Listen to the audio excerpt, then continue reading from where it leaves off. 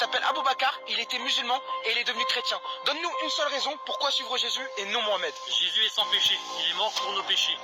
Dans le Coran, sourate 47, verset 19, Allah dit à Mohamed, implore le pardon pour ton péché, virgule, ainsi que pour les croyants et les croyantes. Tu ne trouveras jamais ce passage dans la Bible. Jamais Dieu dira à Jésus, implore le pardon pour ton péché. Pourquoi? Parce qu'il n'a jamais péché. Amen. Salam alaikum wa rahmatullah. Aujourd'hui, on va même pas perdre le temps. Vous avez écouté l'introduction, vous avez constaté l'interprétation libre et farfelue que cette personne-là, elle a faite. Eh bien, moi, je vais faire la même chose que lui, mais dans la Bible. Il va comprendre que c'est pas comme ça on interprète les Écritures et qu'Allah Ta'ala nous accorde une bonne compréhension. Donc là, en l'occurrence, nous sommes dans Marc, chapitre 1, au verset 4. Il est dit, « Jean parut, baptisant dans le désert, et prêchant le baptême de repentance pour la rémission des péchés. » Retenez bien, pour la rémission des péchés. On continue. Nous sommes maintenant dans Matthieu chapitre 3 au verset 13. Il est dit, « Alors, Jésus vint de la Galilée au Jourdain vers Jean pour être baptisé par lui. » On a lu dans Marc chapitre 1 au verset 4 que Jean là, il prêchait le baptême de la repentance pour la rémission des péchés. Et dans Matthieu chapitre 3 au verset 13, il est dit que Jésus s'est fait baptiser chez Jean. Donc si on veut faire une interprétation libre et farfelue, on va dire, ah, c'est parce que Jésus il a commis des péchés qu'il est allé se faire baptiser chez Jean. Voilà les conclusions qu'on finit par tirer.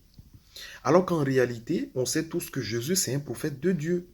On sait tous que les prophètes et les messagers, ils adorent Dieu. Ils viennent pour interdire ce que Dieu interdit. Ils viennent pour aimer ce que Dieu aime, pour détester ce que Dieu déteste et manifester la volonté de Dieu sur la surface de la terre. Donc, si nous, on ne sait pas choisir nos présidents, si on ne sait pas choisir nos dévanciers, eh bien, Dieu sait choisir ses prophètes. Donc, eux, ils ne vont pas commettre l'adultère.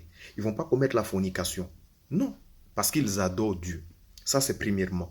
Deuxièmement, la repentance, là, c'est une adoration. C'est une ibada. Il y a des fois où nous, on est là comme ça et on dit astaghfirullah, astaghfirullah. Ce n'est pas qu'on a commis des péchés, non.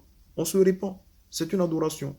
Allah Ta'ala nous dit dans le Coran, Ya ayyuhalladhina amanu tubu ilallahi tawbatan nasuha. Ô vous qui avez cru, repentez-vous d'un repentir sincère.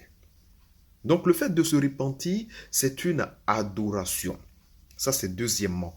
Troisièmement, si vous insistez à dire que Jésus n'a pas commis de péché, que Jésus ne s'est pas repenti, c'est catastrophique. Pourquoi? Il est dit dans Luc chapitre 15 au verset 7. De même, je vous le dis, il y aura plus de joie dans le ciel pour un seul pécheur qui se répand que pour 99 justes qui n'ont pas besoin de repentance. Si vous insistez à dire que Jésus n'a pas commis de péché et que Jésus ne s'est pas repenti, selon ce verset, tous ceux qui se sont repentis là, ils auront plus de joie dans le ciel que Jésus, qui n'a pas besoin de repentance. Voilà à quoi les interprétations libres et farfelues nous conduisent. Donc, quand vous prenez les textes, les Écritures, prenez la peine d'activer votre capacité à distinguer entre la vérité, le mensonge, le bien et le mal. Mais je voulais revenir au fait sur le verset que le frère a cité dans le Coran, dans la sourate 47 au verset 19. Alors, Allah subhanahu wa ta'ala nous dit « Fa'alam annahu la ilaha illallah subhanallah » Sache qu'il n'y a d'autre divinité que Allah. Jésus nous dit dans Jean 17 au verset 3, un verset que j'adore.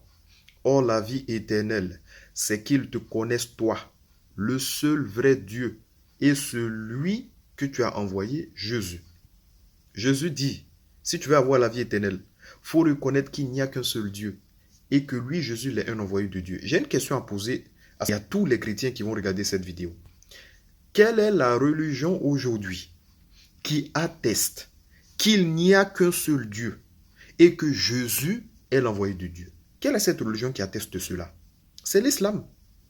L'islam est la seule religion qui atteste qu'il n'y a qu'un seul Dieu. La ilaha illallah, Isa Rasulullah. D'accord? Maintenant, toi, tu étais dans cette religion-là. Tu as laissé cette religion-là pour aller dans le christianisme, où là-bas, on te dit que Dieu c'est un homme, Osée 11.9, je suis Dieu et non pas un homme. Et tu es dans une religion où on dit, Dieu, il habitait un lieu géographique quelconque, il est venu sur terre, il est né d'une femme à la personne de Marie, il s'est fait arrêter, ligoter, massacrer par ses créatures, crucifié. Tu quittes une religion où on dit Dieu est unique, que Dieu ne ressemble à aucune de ses créatures, que Dieu n'est pas un homme, pour aller dans une religion où Dieu s'est fait massacrer, il s'est fait torturer, il s'est fait circoncis, il s'est fait crucifier, il a mangé comme toi, il a dormi comme toi, il a eu peur comme toi. Subhanallah. Mais réfléchissez un instant. Subhanallah.